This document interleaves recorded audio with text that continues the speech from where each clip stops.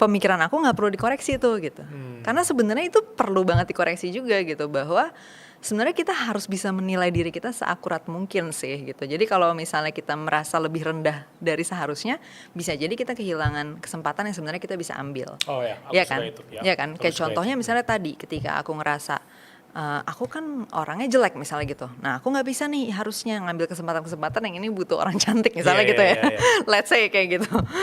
Ya jadinya aku kehilangan dong sebenarnya opportunity yang misalnya sebenarnya aku bisa ambil gitu.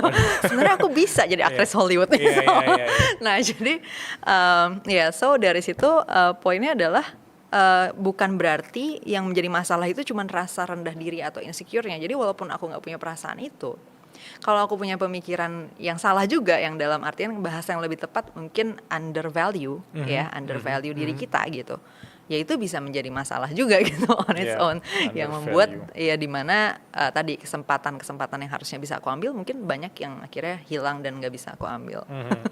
Kayak sesimpel kalau lamar kerja terus kategorinya berpenampilan menarik gitu. Yeah. Kita merasa wah aku Gue tidak nggak bisa, menarik. iya aku nggak bisa apply ini di sini.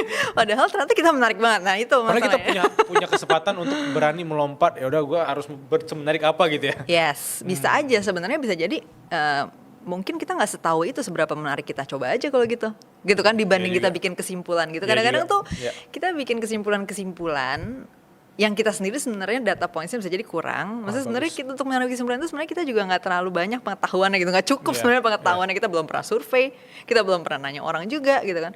Cuman dari asumsi kita sendiri bahwa misalnya kita nggak menarik, atau kita kurang di bidang ini, atau kita nggak mampu di bidang itu dan seterusnya.